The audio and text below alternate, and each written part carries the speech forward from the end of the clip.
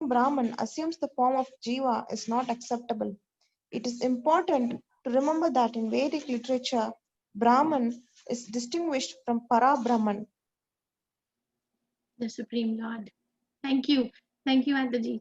Very nicely read. So this is the mechanics. So there are two, three things Srila Prabhupada is pointing out, that in material consciousness, his nature is tried to be the Lord of matter, but in spiritual consciousness, Krishna consciousness, his position is to serve the Supreme.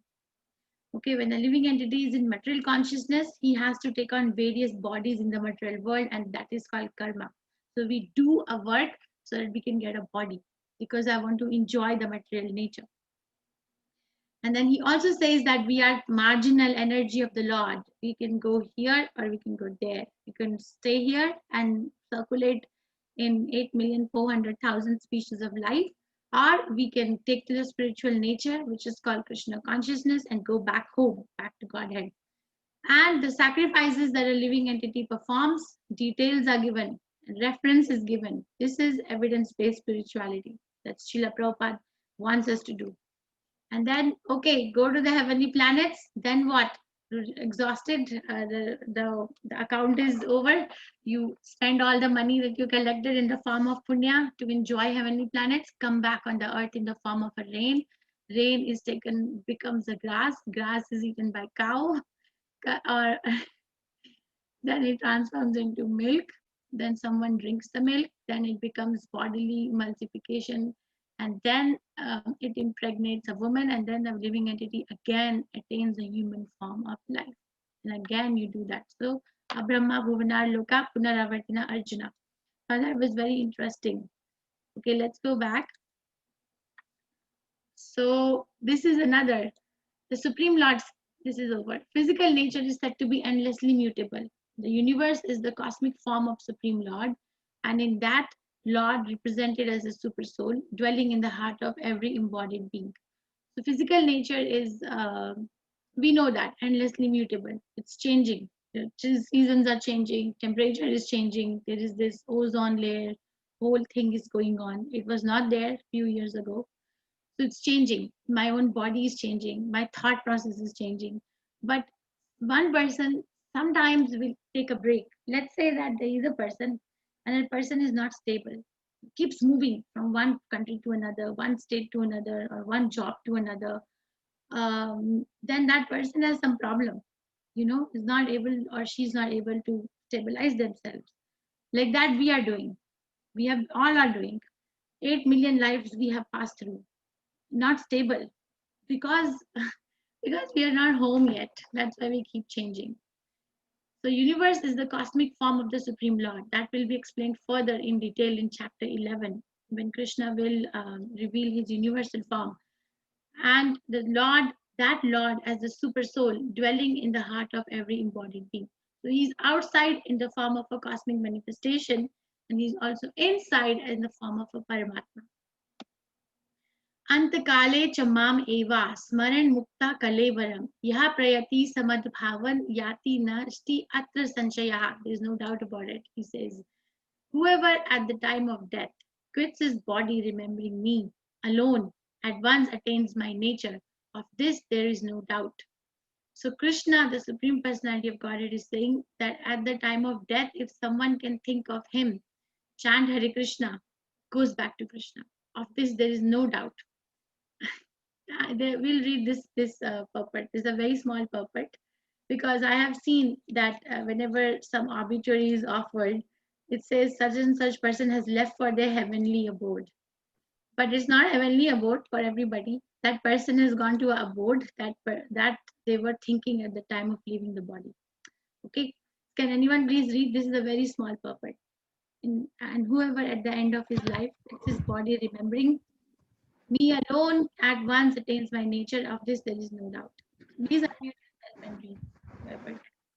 In this verse, the importance of Krishna's consciousness is stressed. Anyone who quits his body in Krishna's consciousness is at once transfers to the transcendental nature of the Supreme Lord.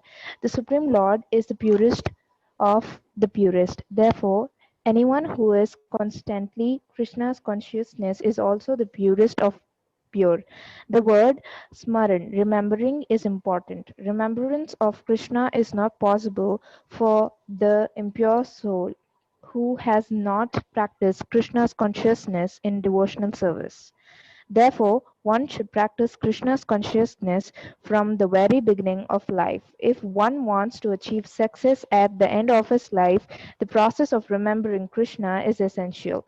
Therefore, one should constantly increase chant the Maha Mantra. Hare Krishna, Krishna Krishna, Hare Ram, Ram Ram, Hare Hare.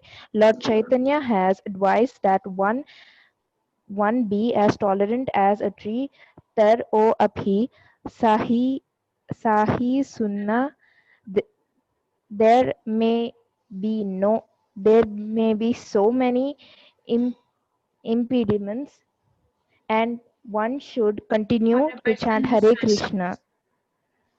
There Hare may be so many Krishna. impediments. Mataji, I think you missed the line, but there may be so many impediments for a person who's chanting Hare Krishna. Nonetheless, tolerating all these impediments, then you were reading from there. One should continue to chant. Mataji, please say Hare Krishna, Hare Krishna. Hare Krishna. I don't know who was talking, so I can't take the name. Please continue. Yeah, to chant Hare Krishna, Krishna Krishna, Hare Ram, Ram Ram, Hare Hare. So that at the end of one's life, one can have the full benefit of Krishna's consciousness. Thank you, Mataji. Thank you so much. So Prabhupada is writing here that remembrance of Krishna is not possible for the impure soul who has not practiced Krishna consciousness in devotional service. So don't think that it is so easy and it's going to happen all life. Let me do whatever my mind is saying, and when I'm going to die, I will just say Hare Krishna. Acharya is saying it's not going to happen if we are not practicing.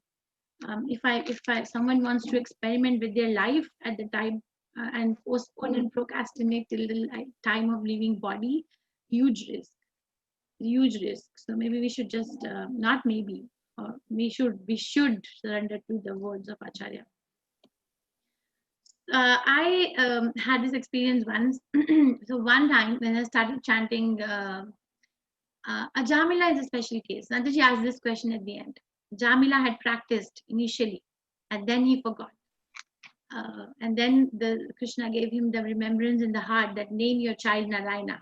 He wasn't thinking of Krishna. He was thinking of the child that he was most attached to. But he had practiced initially. So once I started chanting Hare Krishna, and I thought that, okay, it's so easy when I'm gonna die or something, I'll chant and then I'll go back to Krishna. So Krishna showed me. Then I fell ill. Okay, I'm just sharing my experience, and anyone else can share their experience. Whoever is chanting 16 rounds, I had high fever, and I felt so drained that whole day. What I wanted to do was sleep. I did not even want to look at my chanting bag. So then I realized that my God, just for some small fever, I'm not able to chant Hare Krishna. Forget about chanting Hare Krishna when I'm dying.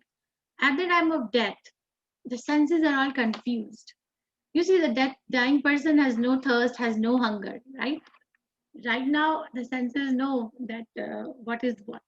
Eyes know, make sense, tongue is making sense. But at the time of death, everything is so confusing because the soul is leaving the body and everything is like bewildering. So at that time, it's very hard to memorize Krishna or chant Hare Krishna. It's not going to happen. Don't take a chance. And this is from Mahabharat. Uh, so when all the four Pandavas drank the poisonous water from the lake and left their body, and Yaksha came to take their soul, Yudhishthira Maharaj pleaded him not to take the brothers. So he was given that, okay, you're going to answer 3 questions perfectly, and if you don't answer them perfectly, then you're going to take the brothers. Then they will not be given a chance. One of the questions was, what is the most bewildering thing in the whole world? So Yudhishthira Maharaj answered this. Ani ani bhutani gachanti ha yamalayam. Shesha sthavaram icchanti kim ascharyam atha param. Hundreds and thousands of living entities meet death at every moment. But a foolish living being nonetheless thinks himself deathless and does not prepare for death. This is the most wonderful thing in the world. So I'm seeing everyone dying, and somehow I'm very convinced that I am not going to die. So we don't prepare. Yami yami vapi smaran bhavam tejati ante kalevaram. Tam tam evati konteya sada tad bhava bhavita. Sada tad bhava bhavita. That nature he will attain. Whatever state of being one remembers when he quits his body, that state he will attain without fail. So it's not that everybody is leaving for heavenly abode. It's that maybe this should be, maybe when we print obituary, this sloka should go there. 8.6. 6. Yam yam vapi smaran bhavam, and along with Hare Krishna Mahamanta, because we don't know where the other person left now. No, okay. So this is Bharat Maharaj. So Bharat Maharaj was in Bhava Bhakti stage. Bhava Bhakti. There are 9 stages of Bhakti. Does anyone know what are the 9 stages? Please raise your hand. Yes. Shraddha, Sareshwar Shamasundar. 1 second, Mataji. Prabhu raised his hand. May Yes, I give him Mataji. chance? Yes, Mataji. Can I answer? Can I speak? Yes. Yes, Mataji. Prabhu. श्रद्धा साधु संग भजन क्रिया अनर्थ निवृत्ति निष्ठा आसक्ति रुचि और निष्ठा रुचि आसक्ति भाव and Prem. Yes, thank you so much. Yes, these are the 9 stages of bhakti. So bhakti is a science. It's not like, okay, Bhagwan dil mein hai, Bhagwan yahan hai, Bhagwan wahan. No. There's a proper way of getting one's consciousness through different stages. So as Prabhu rightly said, first is Shraddha, like I have faith. Let me go and check out. That's maybe weak faith, but there is some element of faith. Then when it comes, then what are they going to do? They're going to associate with the devotees, sadhu sangha. And when one associating with devotees in sadhu sangha, they're not going to talk about stock market. We are not interested. What are they going to talk about? There will be some talk, some activity, bhajan kriya. Okay, so Shraddha leads to sadhu sangha. In sadhu sangha, one does bhajan kriya. When someone does bhajan kriya, then what happens? Anartha nivritti. All the unwanted things from the heart disappear. And then then nishtha, the faith becomes determination. After anarthas go away, the faith is transformed to determination. And then gets ruchi, one gets taste. And then asakti, attachment to the process. That yes, I am convinced that this is what it is. I don't need to be dependent on anyone else to convince me anymore because I'm convinced. Asakti, and then bhava bhakti. The person shows emotions, different emotions in bhakti, and those are spontaneous. They're not working, and they don't even know that this is happening. And then it leads to prema bhakti, the final stage. So if we have Shraddha, that also is a very big thing. But Bharat Maharaj had Bhava Bhakti stage. Acharyas have written. But he got attached to a deer. This is for us to remember, or this is for us to learn. So he got somehow attached to a deer, baby deer, doe. And then he left his kingdom, his family, everything to go in the forest. He was the king of the whole world. But now he's attached to this baby deer. So when he left his body, he was thinking of the deer. Then he was given the body of a deer. And then he could remember by Krishna's mercy, why is he in a deer body? Then he was keeping association with the devotees.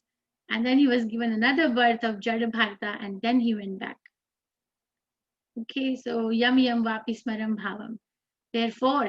Therefore, continuation. Tasmat. Please memorize this shloka. You should be able to defend Krishna if someone asks that why are you all chanting Hare Krishna? Why are you not enjoying life? There are so many enjoying things in the world. Go for a movie, go for a drink, go for unnecessary dance shows, theater. So many distractions are there, right? And then you say, no, I want to chant Hare Krishna. Thank you for the invite, but I don't want to go. Then they will say that you are missing out. There's so many things in this life to enjoy. You're missing out everything. Just sitting and chanting Hare Krishna, Hare Krishna. Then you please sit with them and show them the shloka. Tasmat sarveshu kaleshu mam anusmara yuddhacha. Maya arpita mano buddhir mam eveshyashi asanchayaha. So, and they will also put an argument, and this I'm speaking from experience, that spirituality is for the losers. Spirituality is for the people who have no good jobs, no good profession. Spirituality is for the people who are incompetent to be in the society, who want to save money in taxes, so many things. And show them this. Therefore, Arjuna, you should always think of me in the form of Krishna, and at the same time carry out your prescribed duty of fighting. With your activities dedicated to me and your mind and intelligence fixed on me, you will attain me without doubt. So the key word is Tasmat Sarveshu Kaleshu Mam Anusmara Yudhya Cha. Sarveshu Kaleshu. Sarveshu Kaleshu means all time. Not like, okay, let me do morning puja, evening puja. Krishna is saying always, should always think of me in the form of Krishna. And at the same time carry out your prescribed duty of fighting. He's not saying give up fighting, just go to jungle and chant Hare Krishna or meditate on me. He's actually it's quite quite the opposite. That think of me and at the same time carry out your prescribed duty. What will be the benefit? That you will dedicate your activities to me, which is our karma, and then you will come to me without a doubt. So we can say actually I have a better destination than a movie theater or a restaurant. So I'm very busy in preparing myself to go there. The devotee will say like that. So abhyasa yoga yuktena chetasa nanya gamina paramam purusham divyam yati partha anuchintayan. He who meditates on the Supreme Personality of Godhead, his mind constantly engaged in remembering me, undeviated from the path, he, O Partha, Arjuna, is sure to reach me. So engaged, there are three levels of consciousness. Srimad Bhagavatam, third canto describes it. One is called awake, another is called sleep, and another is called deep sleep. There are three levels of consciousness every living entity goes through in a day. And Krishna wants us to remember him in every level of consciousness. Not like, okay, I was sleeping, I forgot. Huh? No. Krishna will give the intelligence, the Dadi Buddhi Yogam Ja. So whoever wants to go to Krishna, Krishna will make arrangements that we get the memory. Undeviated from the path is sure to reach me. So that particular person, when they leave the body, Vaikuntha Viman, an aeroplane comes from Vaikuntha, and the Vishnu come and see they're blowing conch shell, which is auspicious sign, and they're giving hand, come on, come with us, let's go back home. There is Brihad Bhagavatamrita, where it is described that how Krishna welcomes a Gopa back in Goloka Vrindavan. So Krishna's friend is coming back home. He was lost. And then when he gets back, Krishna is standing on the door, anxiously waiting. Krishna has millions and millions of devotees, but he's anxiously waiting for this friend to come back. And when he comes back, then Krishna's emotions are expressed, like how he's crying, shedding tears, hugging, that I've been waiting for you for so long. Where have you been? I've been missing. So bhakti is full of emotions. Bhakti is full of purified emotions. And this is the story of Ajamila. Someone asked me in a chat question like Ajamila. Ajamila was born in a pious family. He was born to a father who was pure Brahmin, and he was trained in Brahminical values and brahmacharya for the first 25 years of his life. When one day he went in the forest to collect two kinds of grass for the worship of the deity in their home that day. While he was returning, he saw a prostitute and a man hugging each other in the jungle. So he tried to control his senses by chanting the mantras, by trying to, deviate himself by chanting here, there, or remembering what all the scriptures say, but he couldn't do it. So what happened that he very soon, like he was overtaken by Maya. He failed the test. Very soon he brought the prostitute home and kicked out his old parents and his beautiful and chaste wife. With the prostitute and cooked and ate cooked food by her hands and had 10 children with her. And because he had to satisfy her, he started doing all abominable activities from a Brahminical point of view. From a Brahminical standard, he fell down to being a robber, a murderer, a gambler, and all kinds of abominable activities. And when he was 88 years old, he had a son, a 2-year-old son, 2-year-old son on an 88-year-old man, and he named that son Narayana. Now, he named it Narayana not because he was thinking about Krishna, he just named it. Krishna gave intelligence somewhere, and he was very attached to that son. So when he was going to leave his body, rightfully Yamadutas came now because he was so sinful. Yamadutas don't come for people who chant Hare Krishna Mahamantra. They don't even come in the dream. Prabhupada says and gives assurance. So Yamadutas came, and immediately he was so scared that out of the fear he chanted Narayana, and he was calling to his 2-year-old son who was playing nearby.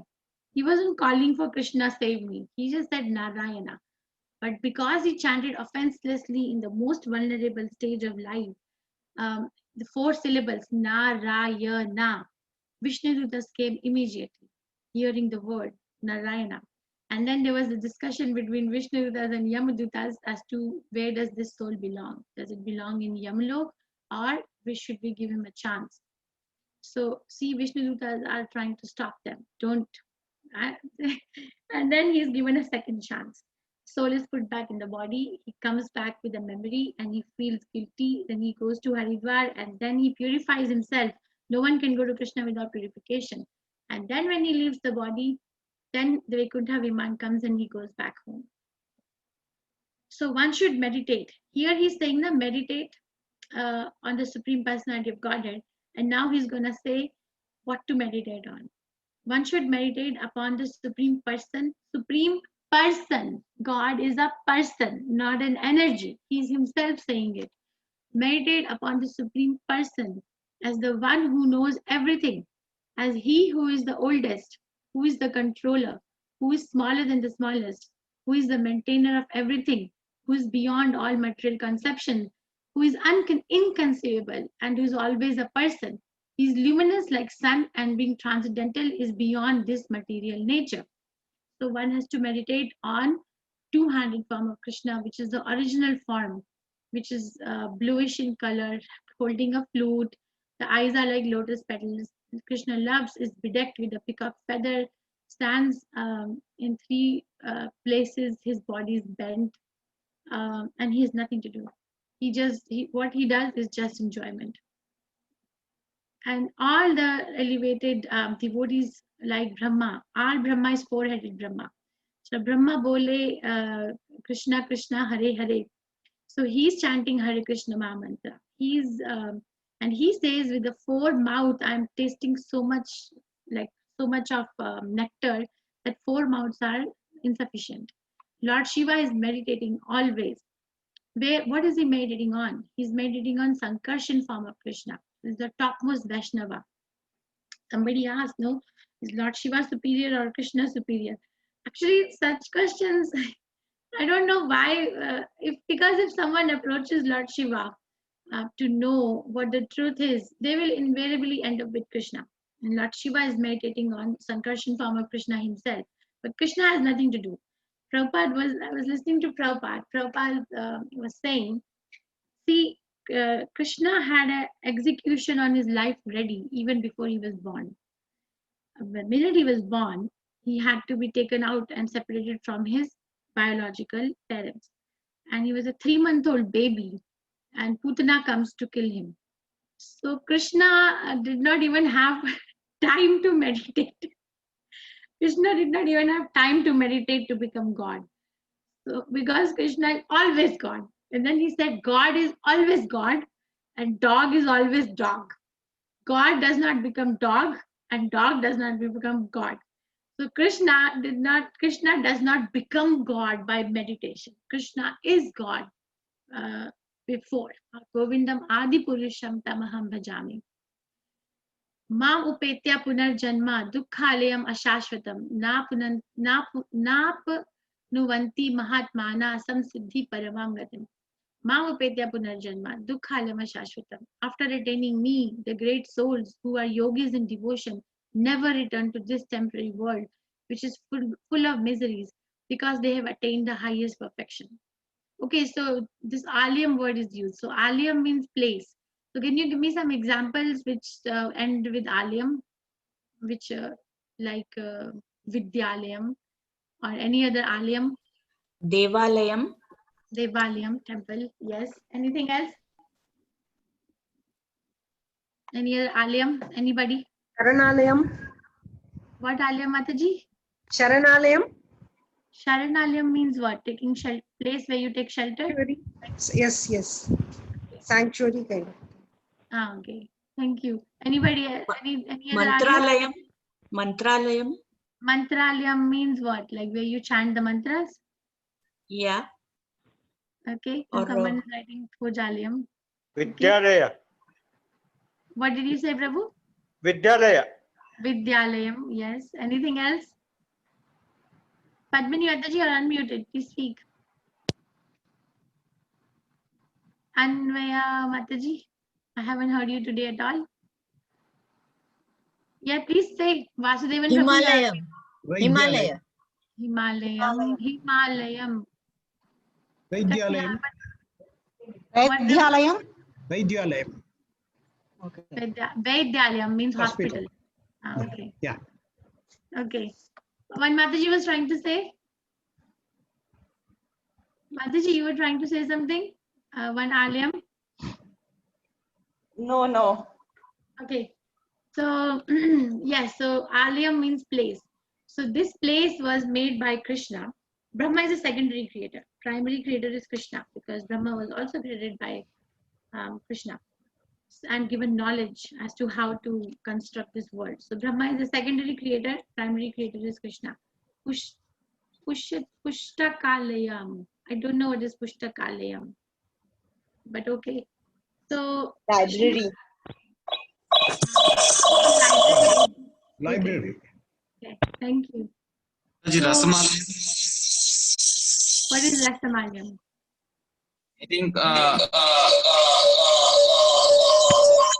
I think, are you using Bluetooth speaker? Then No, there you go. one second. Okay.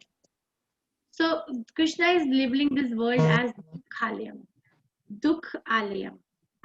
So this world, the Supreme Personality of Godhead, the creator of this world, is saying this place is Dukhalayam, place of misery.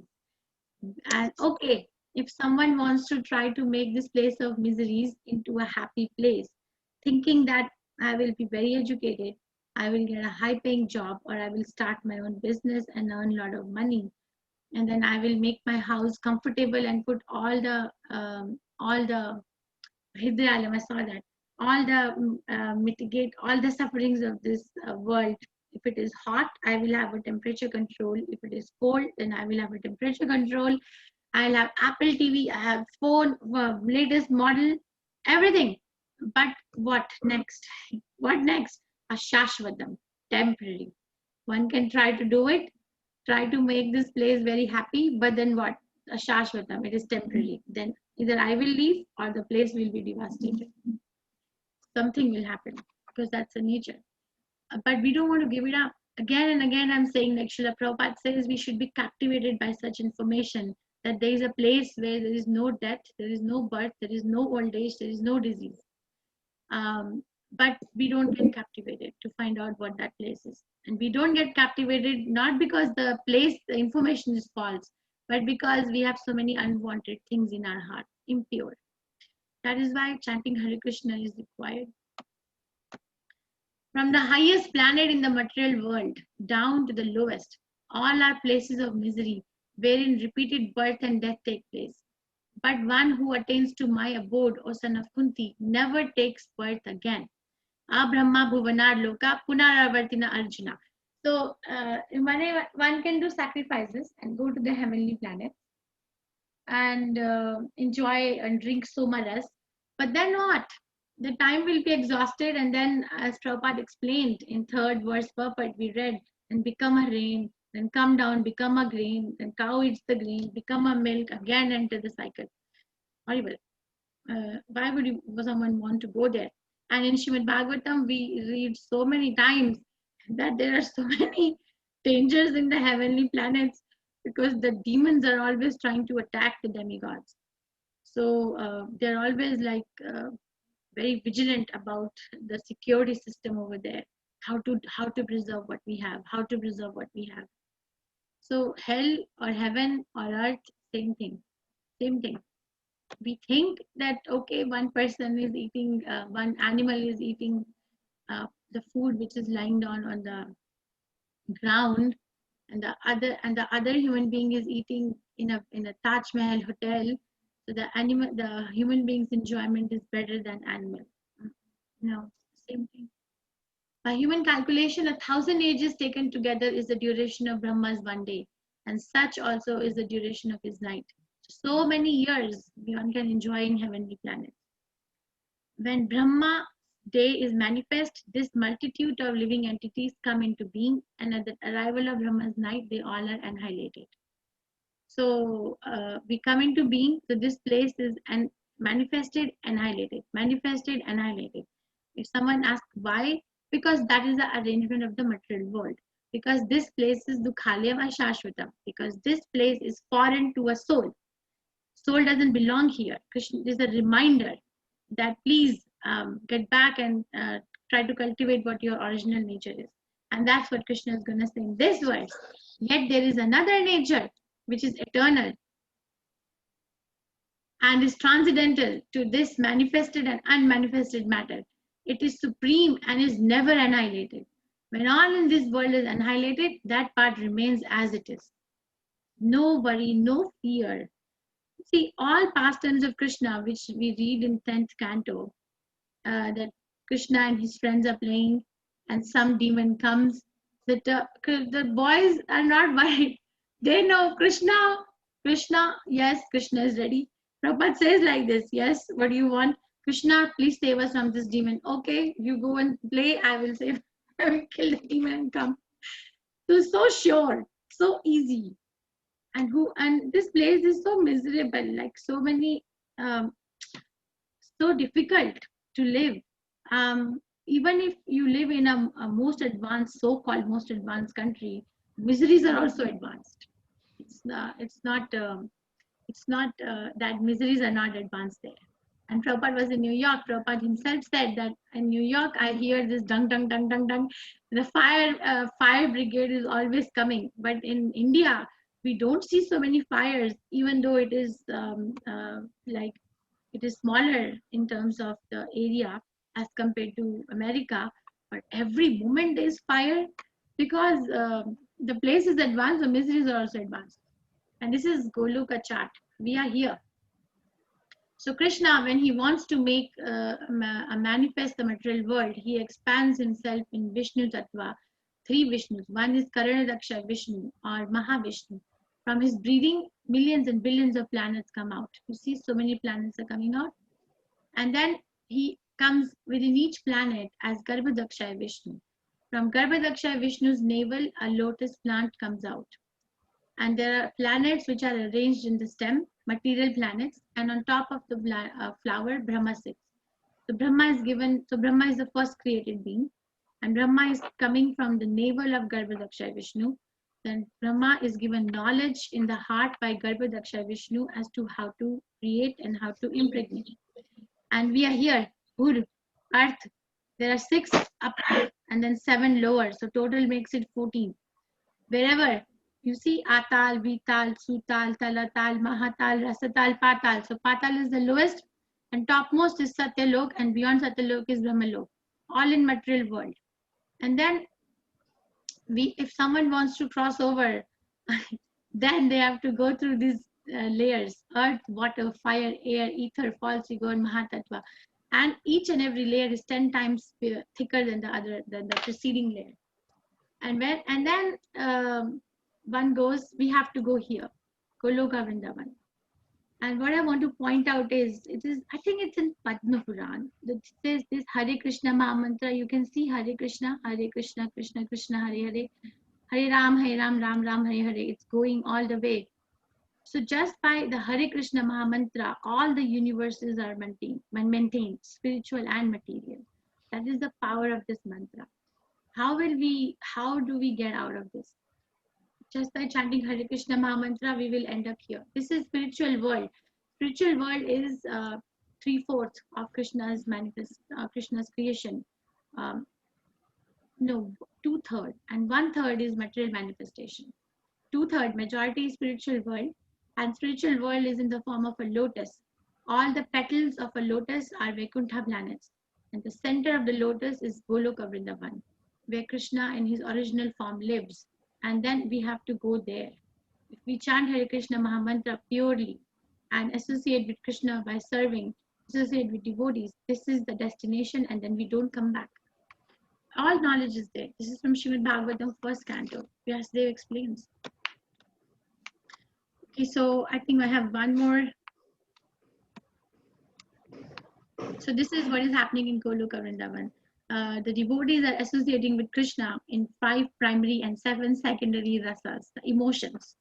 So someone wants to serve Krishna and Dasya ras. Dasya ras means neutrality. For example, the water, the land, the flower, just want to serve Krishna in neutrality. And then beyond Dasya ras is Sakya, Dasya ras is serving Krishna. What is the first ras? I'm forgetting the name. Shantaras. Shantaras, thank you. Shantaras is neutrality, and above Shantaras is Dasya ras, means serving Krishna. So Shantaras is by this matter, water, earth, flower. This is in spiritual world where everything is living.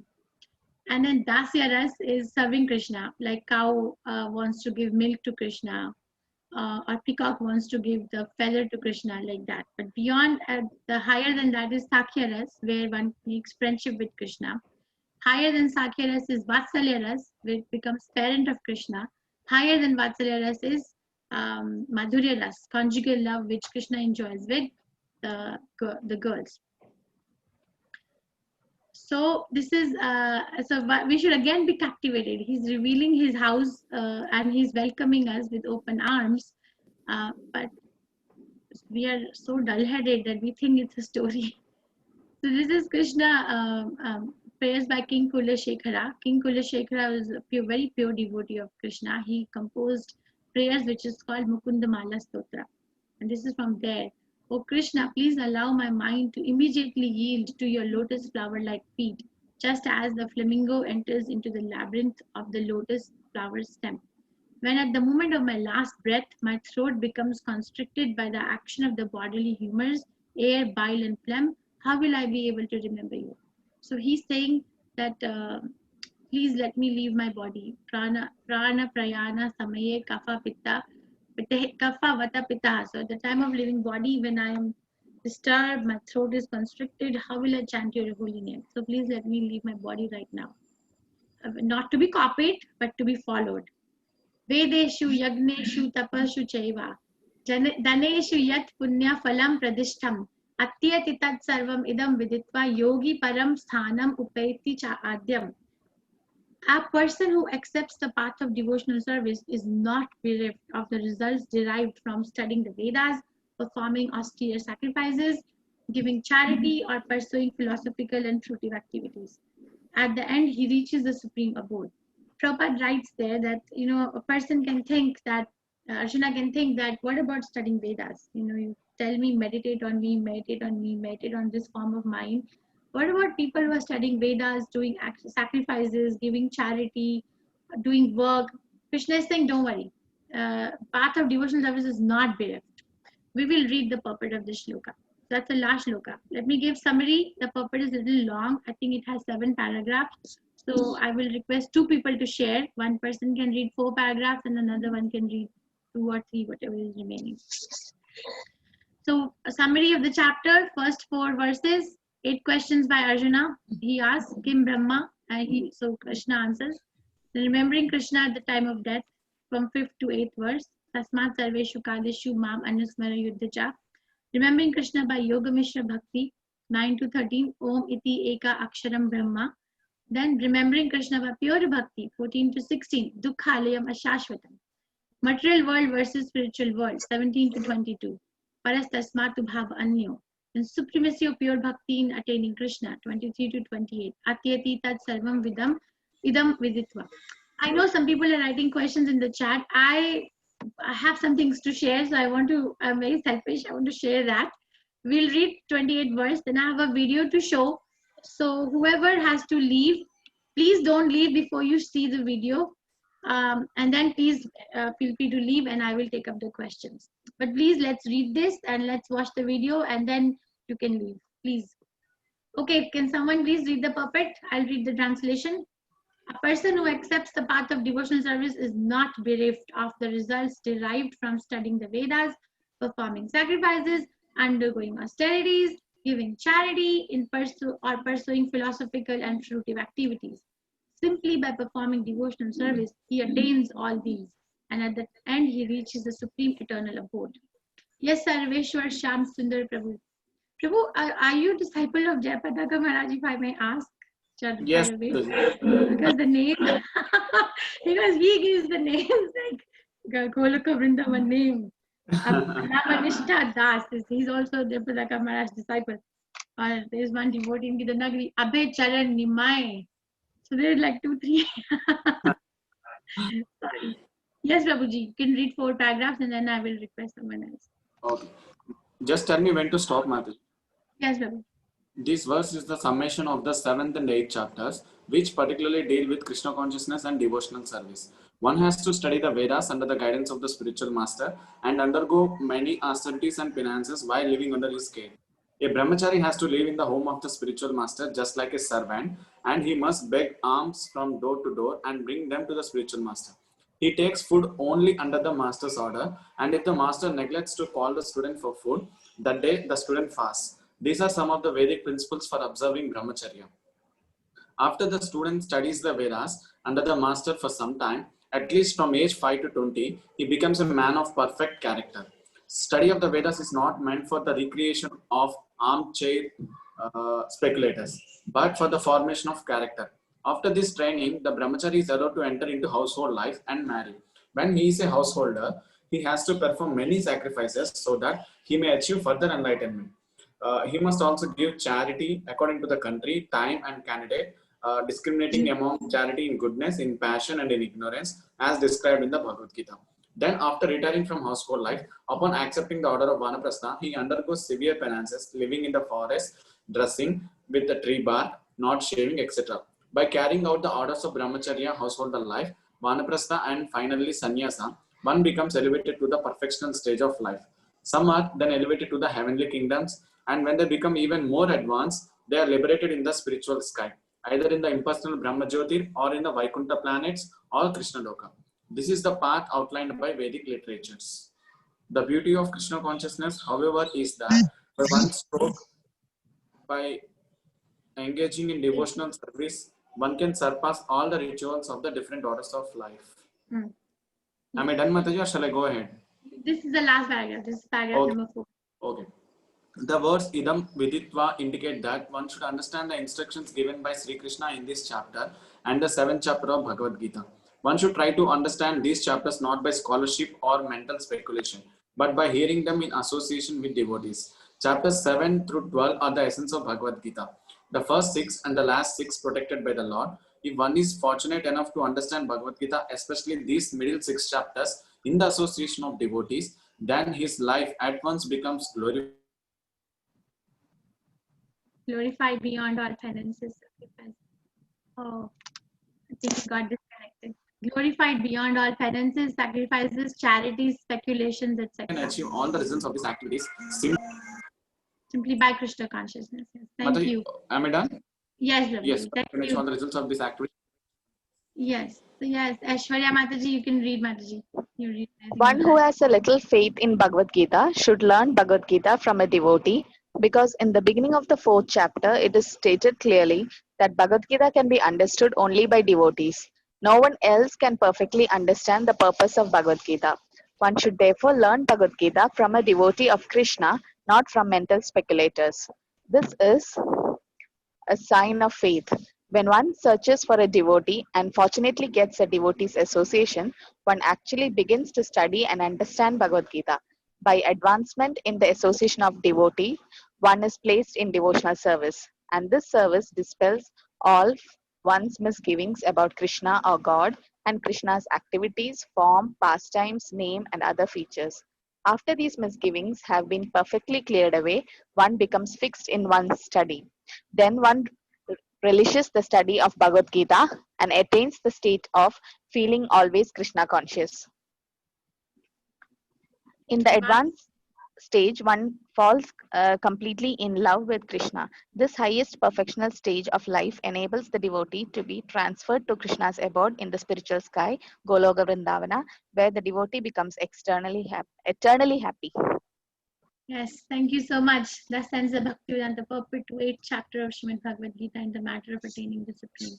Sri Srila Prabhupada is writing that Bhagavad Gita has to be heard from a devotee. And if someone reads these middle 6 chapters, he has given a benediction, he becomes fixed in devotional service. And the Vedic literature, the philosophy, or the practice, the way of life is to make a character and not to earn some cheap adoration from the public, innocent public in general. It makes a character of a person. Thank you so much, Sarveshwar Shyamsundar Prabhu and Aishwarya Mataji for reading. So I'm going to show this video. Please tell me if you all can hear. Okay, this is by Bhaktivedanta Research Center in United Kingdom. Can you hear?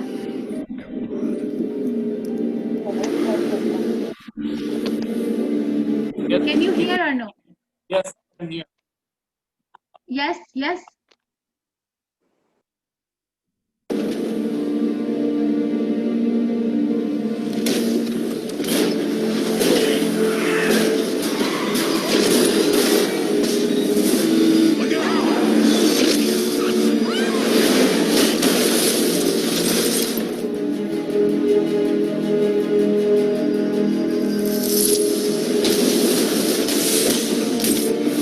And when the body is no more usable, then the body is finished, and the soul again enters another body. This is called transmigration. What is the next body you are going to get? You must have information.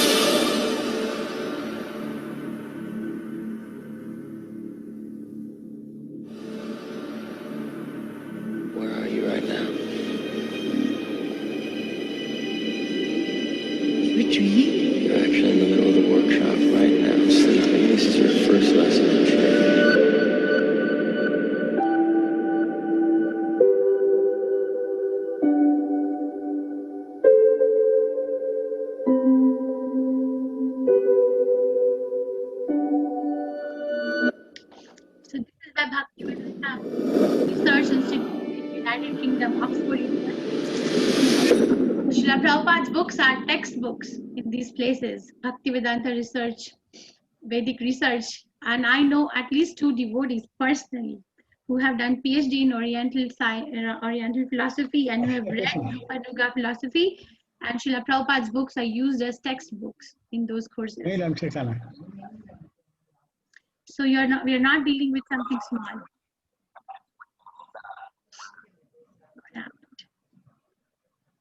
I'm sorry, I forgot to turn it off. Okay, so anyone has any questions? If anyone has to leave, please feel free to leave. Thank you so much for staying. Ashwarya Mataji, wow, amazing. Yeah, it is amazing. I have a question. I heard soul cannot be destroyed by any weapon or burnt or withered by wind. But if the person has evil intentions, can its soul be destroyed? If the person has evil intention, can its soul be destroyed? I have another video to show you. Pranavi. Okay, while I'm pulling up the video for Pranavi, does anyone has any other questions? Because that video will answer your question. I cannot understand, Mataji. Please repeat what you're saying. The 5 A's, the 5 A's, right? 5 A's of a relationship. Yeah, that was yesterday. Yeah. Do you want to know the 5 A's? Is that what your question is? Please repeat it. Repeat it. Yes. First is affection. Let me remember. Let me see if I remember. Affection, appreciation, attachment, annoyance, and attention. But it's not from I use this to corroborate like what a relationship a healthy relationship should have. It's not that this is from Vedas or somewhere. Okay, yeah, this is from psychology. I'm just trying to pull up a video for Pranavi, but if someone has a question, please feel free to ask. Hare Krishna Mataji. Hare Krishna Prabhu. Today's session was so very informative and some confusing too. The reason is like in the Gita itself, Sri Krishna, Bhagavan Sri Krishna said it, that God is not energy, it's a person, right? Yes. But when you go with the Shankaracharya's philosophy, okay, I'm not sure whether I should use the word philosophy there, but no, Shankaracharya is the Acharya. He's authorized Acharya. So I'm not sure whether I should use philosophy there. But the question is, he says, Brahma Satyam Jagad Mithya. And a verse later, I don't remember, but he's trying to say that there's Brahman in every human and everything else is Maya. And he also said Nirvana Shatakam that God is formless. I mean, it's like we are actually trying to remember the image of God, and then after we will be seeing the infinite. The impersonal, yes. So your question is which one is correct, right? This is a very common question we face. That's fine. So Shankaracharya, all the acharyas come at different times according to the time, place, and person. The people that they have to preach it depends on the intelligence of the people that they have to preach. They come, but Shankaracharya also says Bhaj Govinda, Bhaj Govinda, Bhaj Govinda, Mudamate. He gives that last line of instruction also, right? For example, in Dashavatar Stotra, Lord Buddha is mentioned.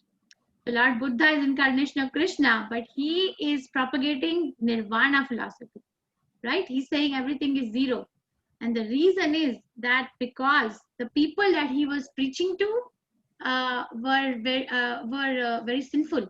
They were addicted to meat eating, and they were killing animals on the ground, of saying that there is no soul in the animal.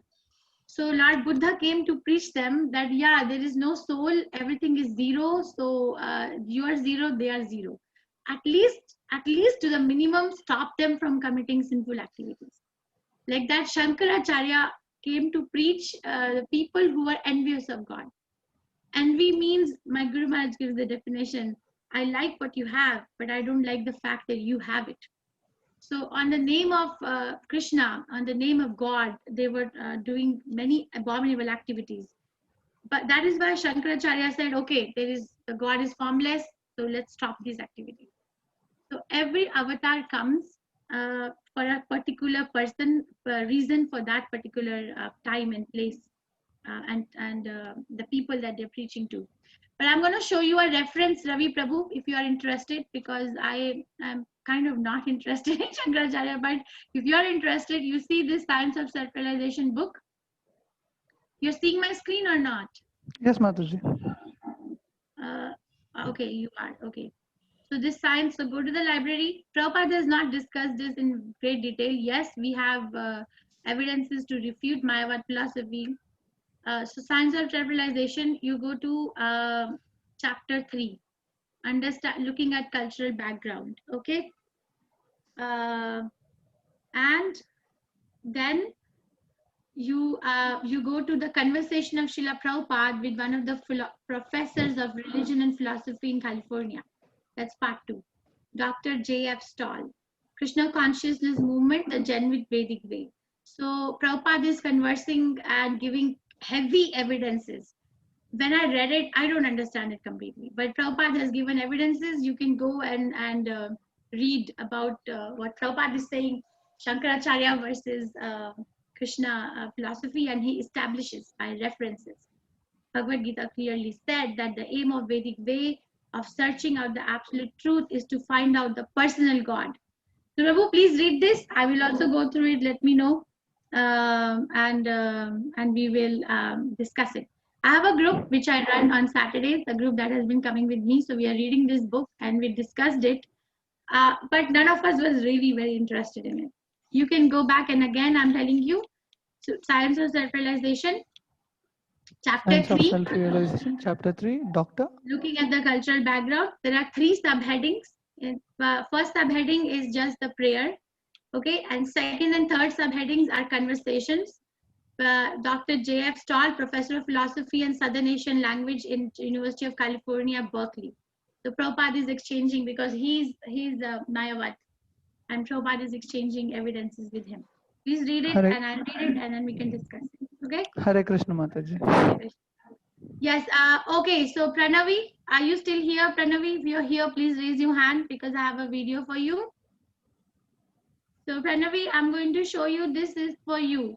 You asked me if the soul can be evil or good, right?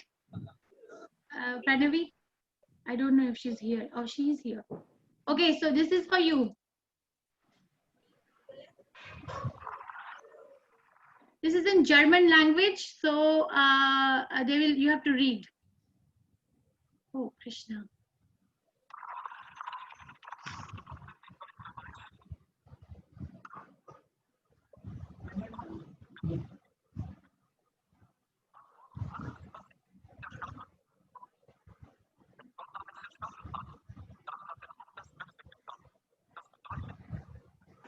Ma'am, we are not seeing.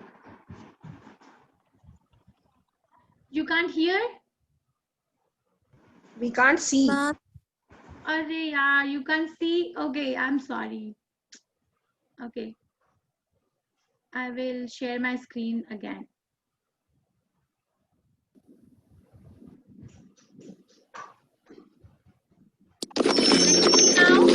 Nun werde ich euch beweisen, Talk to me or talk to me. Yes, Mother. dass Gott, wenn es ihn gibt, böse ist. Hat Gott alles, was existiert, erschaffen? Wenn Gott alles erschaffen hat, dann hat er auch das Böse geschaffen. Das bedeutet, Gott ist böse. Herr Professor, existiert Kälte? Was für eine Frage soll das sein? Natürlich existiert die Kälte. War euch noch nie kalt? Nein, in der Tat, Herr Professor, die Kälte existiert nicht. Nach den Gesetzen der Physik ist das, was wir als kalt empfinden, nur das Fehlen von Wärme. Und existiert Dunkelheit, Herr Professor? Selbstverständlich existiert sie. Nein, sie ist nur das das Fehlen von Licht. Wir können das Licht messen, aber die Dunkelheit nicht. Das Böse existiert nicht, genau wie die Kälte und die Dunkelheit. Gott hat das Böse nicht geschaffen. Es ist das Ergebnis dessen, was Gottes Hand noch nicht berührt hat. This is Albert Einstein. It's from a movie about him. So he is saying, I'll be happy to share these videos in the group. Okay, so evil does not exist. It actually is the opposite word of absence of God consciousness. And Prabhupada says that Krishna Surya Sama, this is from Chaitanya Chaitamrita, Maya hai andhakar, jaha Krishna taha nahi maya adhikar. Krishna is like sun, and wherever and Maya is like darkness. So wherever there is Krishna, there is no question of any darkness. So evil just means someone is not God conscious. Does anyone has any other questions? Yes, Mataji. Yes, Prabhuji. Hare Krishna.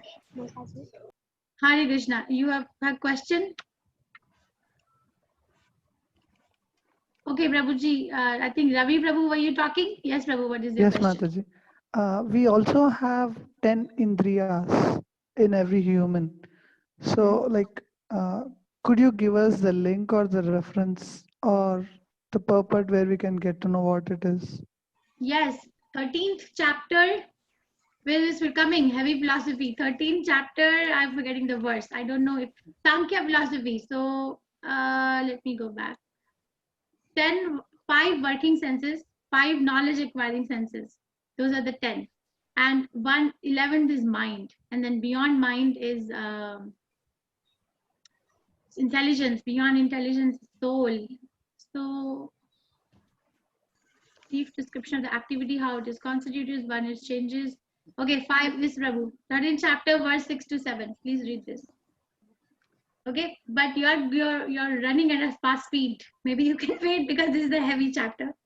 This is one of the most difficult, not difficult, but heavily philosophically loaded chapter in Bhagavad Gita.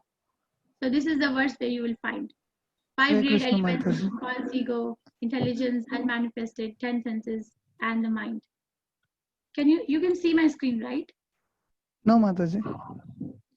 Oh, you can see. I am sorry. So 13th chapter of Bhagavad Gita, verse number 6 to 7 is one of the reference, where Krishna talks about 5 great elements: false ego, intelligence, unmanifested, the 10 senses. That's what you're asking. The mind, the 5 sense objects. So read that. The reference. Hare Okay. Krishna, Mataji. Hare Krishna. But this is a heavy chapter. Maybe you can wait until we do it together, or you can read. Does anyone have any other question? I'm going to go through the chat. Krishna Mataji. Hare Krishna. Hare Krishna. Usha Nandini. Hare Krishna. Hare Krishna.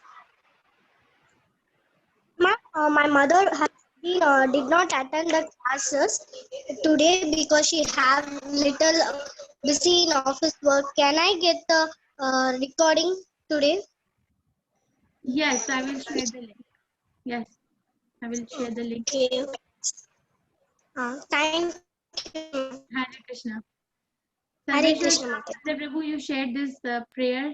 Nigamata kalpataror galitam phalam sukha mukhat amrita drava samyutam pibata bhagavatam rasamalayam muhuraho rasika bhuvi bhavukaha. Yes. Does anyone have any other question? Yes, Mataji, for today. What, Prabhu? One last question. I mean, if Mataji, let Mataji ask, I'll ask at the end. Okay. Yes, Mataji, what is your Okay, question? I wanted to know if the soul can select the womb it wants to go, or it whatever is available at that time, it just goes there.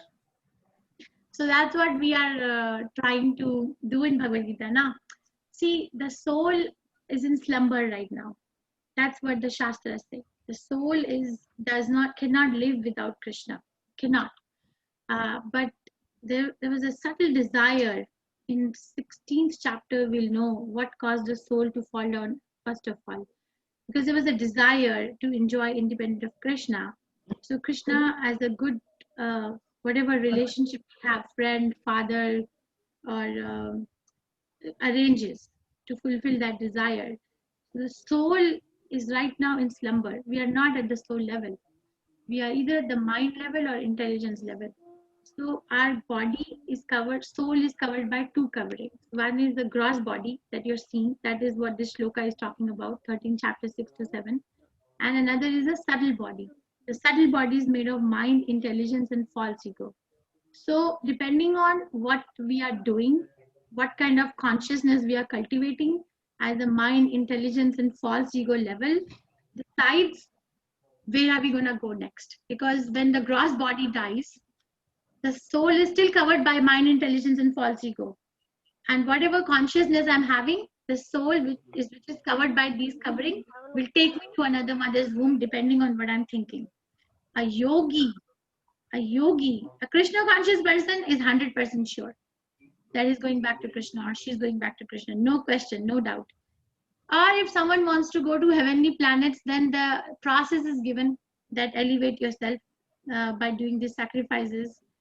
Or if someone wants to leave a body at a particular time, then also the process is given.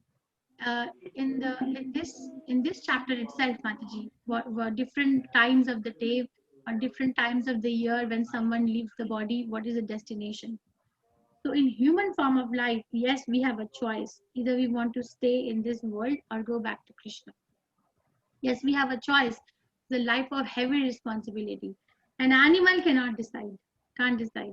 By natural laws of evolution through different species, they are given chara and achara, from non-moving to moving. First is grass, and then is marine animals, then come on the ground, then have no legs, then have legs. Like that it is given. Whether you can choose, only a human being can choose whether I can go back to Krishna or not. Did I answer your question, Mataji? Yes, thank you so much. Karthik Prabhu, Mataji, is there an essence of every chapter in one shloka? Is there an essence of every chapter in one shloka?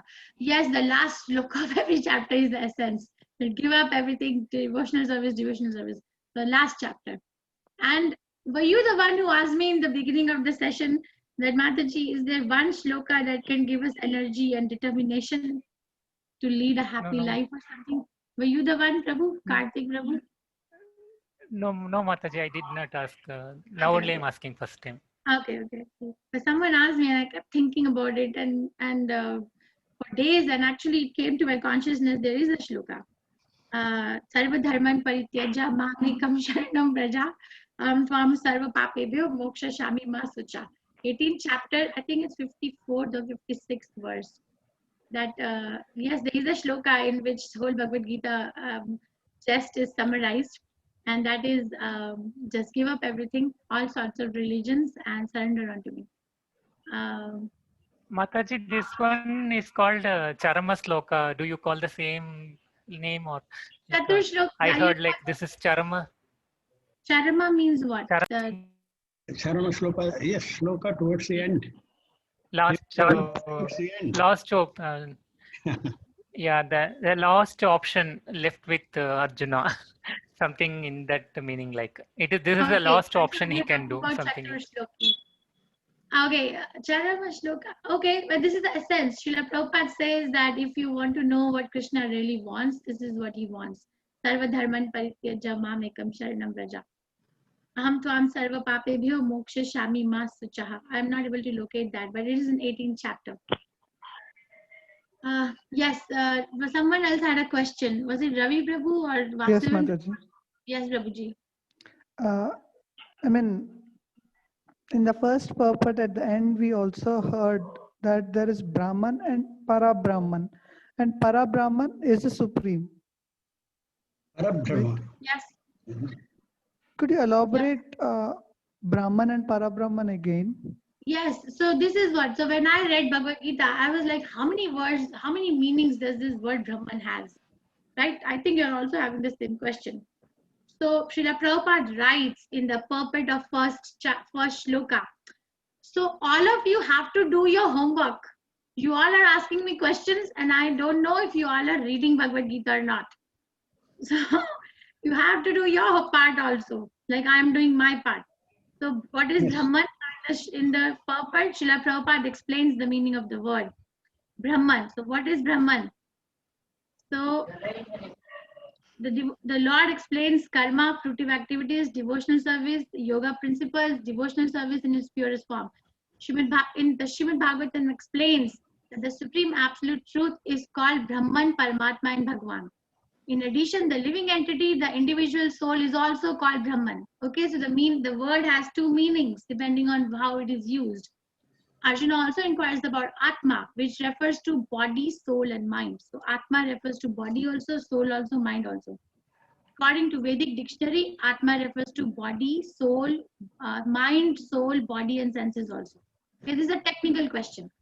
Arjuna has addressed the Supreme Lord as Purushottama, the Supreme Person, which means that he was putting these questions not simply to a friend, but to the Supreme Person, knowing him to be the Supreme Authority, able to give definite answers. Okay? The Brahman has two meanings. Atma has actually 15 meanings, but 4 meanings are written here. Anybody else has any other questions? Hello, ma'am. I have one question. Yes, Ravi. Like it is regarding little complicated. When a soul is ejected from a body and the videos it shows soul enters another body to attain new life, then why do Hindu religion do kriya like Tithi after 10 to 11 days after a person death? Can you explain this? Is there any bad harm if we don't do Antim Kriya for a person? Oh, so the person, see, there are sanskaras described. There are 11 sanskaras which are described, which can only be done in a human form of life. Starting from Garbhadan sanskar, like even before a child is born, the potential parents are advised to do the sanskara so that they invite a holy soul, not a Varna Shankara. And the last sanskar is Antim sanskar. But after the sanskara, after the body is dead, like and is offered to the fire, then for now the family members are obligated to work for the soul, and that is called oblations. Every year we have to offer oblations. For the 10 to 11 days, it's written in Garud Puran. Once one Prabhu had discussed, it's very horrible, like how the soul who is not Krishna conscious still is carried to Yamaraj, and by that calculation, if the family members are not doing these rituals, then that soul is suffering, is not drinking water, is not getting food, does not have slippers to wear, is walking on a hot road. A person who is not Krishna conscious does not leave body in Krishna consciousness. And 10 days are given in Garud Puran because the soul who's very attached to where they were, they still are there. That is why Garud Puran part and Bhagavad Gita chapter 2 part is going on, right? That thing is going on. So it is written in Garud Puran that after leaving the body, the soul who is not Krishna conscious is still in that place for about 10 to 11 days. So it is a chance given to that soul, because the soul can hear Krishna's name. Soul doesn't need material ears. A chance is given again that now you hear. So the relatives are advised to do this sanskaras. This is a question about sanskaras. Yes. I do not have the energy or the because I heard this Prabhu is a Prabhupada disciple. He gave lecture in the temple and he explained the whole thing, how a soul goes from after leaving body, stays for 10 days and in the same place. After 10 days, starts travel towards Yamalok, if not Krishna conscious. So it takes about a year to get another body. Human calculation, 1 year. It's not immediate, because they have to go through the purification in Yamalok, the punishments. I don't know if I answered your question, but Srila Prabhupada also talks about it. But if someone takes to Krishna consciousness and becomes pure devotee, then they have no oblations to offer. Actually, Prahlad Maharaj, in 7th canto, Narsimha Dev asked him, what do you want? Because you have tolerated so much for me. You have tolerated so many executions against your life just because you are my devotee. What can I give you, my child? And Narsimha Dev puts his hand on his head and asks. And Prahlad Maharaj answers that, my Lord, I am thinking of you because I'm in love with you. I am not doing any business with you. My thinking of you was not a business that, okay, I think of you and you give me some benediction. But then Narsimha Dev says, but still I want to give you something. So Prahlad Maharaj says, okay, then one thing, my lord, one thing, please forgive my father. My father was demoniac. He was against you. He actually should have, he's entitled to suffer in Yamlok for millions and millions of years, but please forgive him. So Prahlad Maharaj, then Narsimha Dev told him, that I've already done. Whoever is a pure devotee, 21 generations back, 21 generations front, delivered, already delivered, going back to Krishna, just because one person became a Vaishnava in the family. So that is the potency. And Srila Prabhupada says, Gaudiya Vaishnava Parampara, whoever becomes Krishna conscious, 100%, 14 generations back, 14 generations front, future delivered. So that person is the only person who is relieved from offering oblations. Others are not. Did I answer your question? This is all I know. Whatever I know, I told you. Hare Krishna, I don't know who asked this question. Oh, ma'am, my name is Raja. Hare Krishna, Rajan Prabhu. Did I answer your question? We do it so that for 10 days, because the soul is still in that particular place. And we offer the oblations, we do the prayers, so the soul gets the chance to hear about Krishna now, if they were not convinced about it before. Yes, ma'am. But in reality, but we don't have any proof for any people who has gone there and experienced good or bad things, or even told us like those things happened in the Vishnu. I didn't understand your question, Prabhu. In reality, what we don't have?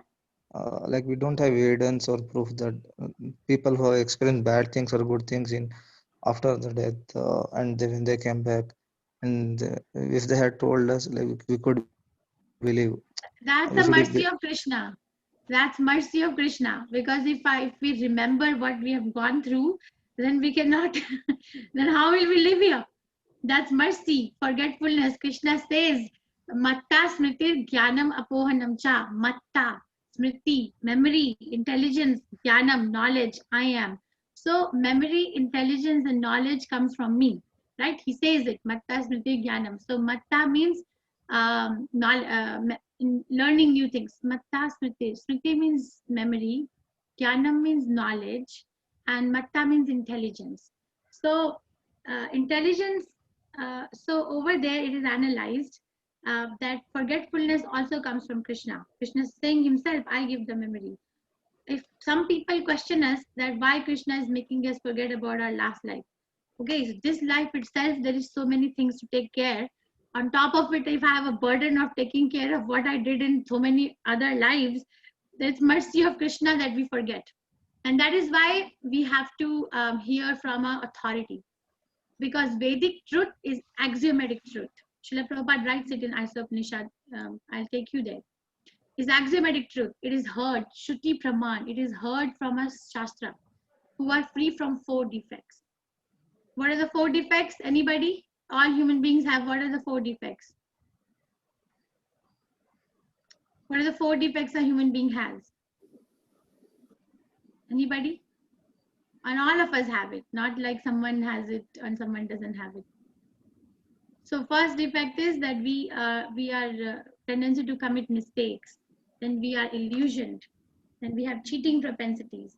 And then our senses are imperfect. So all these 4 defects, person who has 4 defects cannot give a perfect knowledge. That is why Vedas are axiomatic. They are not the origin of this world. And if you are looking for something, answer to a problem that is material, it has to be spiritual. The answer has to be spiritual. And it is reality. You know, we cannot solve our material problems by manipulating the matter.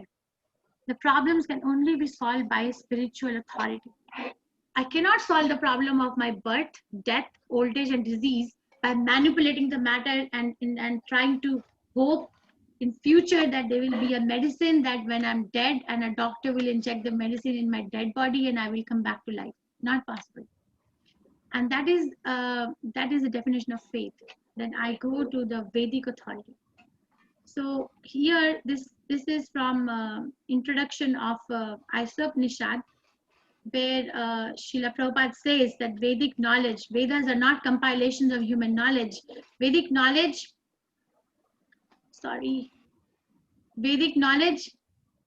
comes from the spiritual world, from Lord Krishna. Another name for the Vedas is Shruti. Shruti refers to that knowledge which is acquired by hearing. It is not experimental knowledge. Shruti is considered to be like a mother. We take so much knowledge from our mother. For example, if you want to know who your father is, who can answer you? Your mother. If the mother says, "Hey, is your father," you have to accept it. It is not possible to experiment to find out whether he's your father. Similarly, if you want to know something beyond your experience, beyond your experimental knowledge, beyond the activities of the senses, you have to accept the Vedas. There is no question of experimenting. It has already been experimented. It is already settled. The version of the mother, for instance, has to be accepted as truth. There is no other way. But if someone wants to do a research, they can do a research. Actually, I have a magazine called Origins, which was a SCON magazine produced in 1980s and never been revised because it's perfect. We have evidences from out of the body experience and people remembering their past lives. One doctor, I'm forgetting his name, has dedicated his life in collecting such cases where Brian people Weiss. remember their past lives. Brian Weiss. Okay, maybe he's one of them, yes. So people are there who remember, but then who has that much time to go and hunt out such people? Just be more intelligent and accept what the Vedas are saying. But for a doubting soul, there is no happiness in this world or next. It will coming. There's a question. There's a difference between having a question and having a doubt. Doubt means that I'm doubting everything. What is happening around me, is it correct? Are you really this person? Are you really telling me the truth? Every step there is a doubt. Question is separate. That I am coming across this obstacle in my practice. Please kindly answer this. Ian Stevenson. Yes, that's the guy. Ian Stevenson. Okay. Does anyone has any other question? Brian Weiss. Okay. So I think I googled the reference since you asked me for a reference. You have a knowledge of these references, but have grown in a family that worships and believes in the divinity of Trimurti. I don't know what that means, Gayatri Mataji. You're asking me a question. Kurma Puran and Maitri Upanishad refers about Trimurti, Brahma the creator, Vishnu the maintainer, Shiva the destroyer. Doesn't this place all the three in equal stature? Are you still here, Gayatri Mataji, or not? If you're here, please unmute yourself. Yes, you can unmute yourself. So what is your question? I'm sorry. I googled the reference since you asked for a reference. You have no knowledge of these references, but have grown in a family that worships and believes the divinity of Trimurti. Are you saying that Brahma, Vishnu, Mahesh are all in all? Is that what you're saying? And there's no one else? Yes. Okay. So Brahma, Vishnu, Mahesh are all in all. They are working on behalf of Krishna. I showed you this Goloka chart today. They're working on behalf of Krishna to create, maintain, and annihilate this universe. They're working on behalf of Krishna to maintain, to create, and to annihilate. But Krishna has nothing to work. So God should have nothing to do. For example, if there's a very rich man, and the rich man is sitting in one corner of the house, of the country, of the world, I'm sorry, and because of the energy, the money, the artha, he's able to maintain a company even thousands of miles away. But he's not working directly. Like that, Krishna maintains, creates all this world from these three goods. Vishnu, and Vishnu also has three aspects. Karanaksha Vishnu creates. I'm sorry, Vishnu is for maintenance, but from his breathing it comes out. And then Garbhodaksha Vishnu gives birth to Brahma, and from Brahma's comes Lord Shiva. So yes, they are all exalted devotees of Krishna. They are all working on behalf of Krishna, but they are not all in all, because they are also reporting all this to Krishna. This is the reference from first canto Srimad Bhagavatam. Please read it. I'll show you.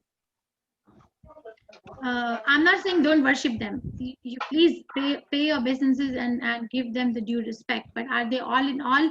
No. There are so many evidences.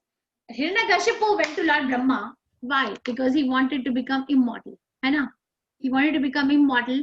He did so hard tapasya, and Brahma came and Brahma asked him, "What do you want?" He said, "I want to become immortal." So Brahma told him, "I can't do that." Just 1 second. 1 second.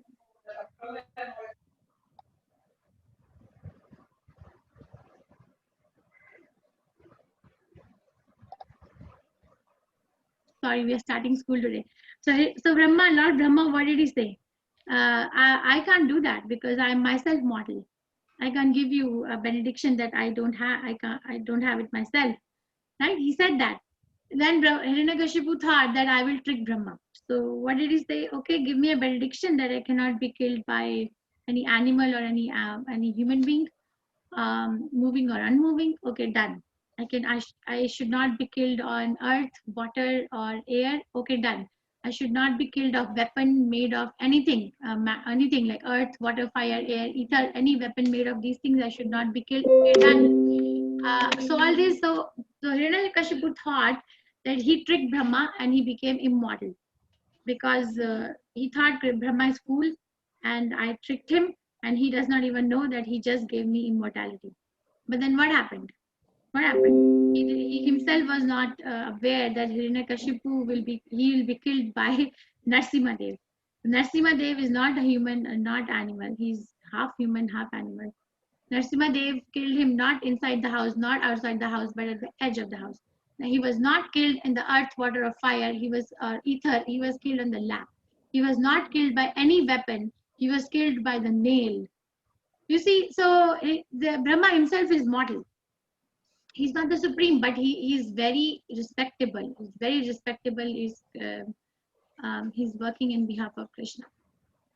Okay, so according to the Shastras, that's not all in all. Did I share this in this class? I don't remember. My Guru Maharaj tells that how strong the demigods are. Did I share this here? That the demigods, like for example, if you have a small ant in your room, how easily we can pick it up and mince it if we are not Krishna conscious, how easy it is for us. So like that, we are like ants for these demigods. Very easily, they can just smash us. They're very powerful, but they're not all in all. Okay, Mataji, is Krishna complexion blue or black or dark blue? Aravinda Dalayataksha. His complexion is Aravinda Dalayataksha. Blue. So yes, it's blue, and the blue that is described is Megha-shyamala. yes, Rabu, thank you. Is the cloud that is carrying the rainwater, that color, that is the color of Krishna's body. This Venum Kwalantam Aravinda Dalayataksha. Let me see. Paraham Asham Tamasitam Buddha Sundarangam Kandarpa Koti Kamaniya Vishesha Shobham Govindam Adipurusham Tamaham Bhajami. It's in Brahma Samhita. Venum Kwalantam Aravinda. That shloka, I will put the reference in the text. Things to put. Okay. Okay. Did I go through all the answers? What is it? I have one more doubt. Satyayug, Tretayug, Dwapar we have come across 8 immortals in Puranas. Is there in any record that there any persons in Kali Yuga is subjected or given boon to immortality? In Kali Yuga is subjected to boon or immortality? I don't know. You mean to say that Dhruva Maharaj is given the boon that he'll not die? Lord Hanuman is like that.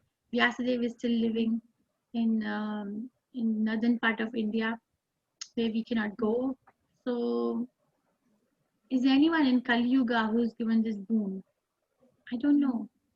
But there is a prayer where those who reason ill, the Vaishnava dies. For the Vaishnava live to serve and die to serve. So I guess the Vaishnavas are the people who will never die because they serve. Srila Prabhupada said, I will live on in my books.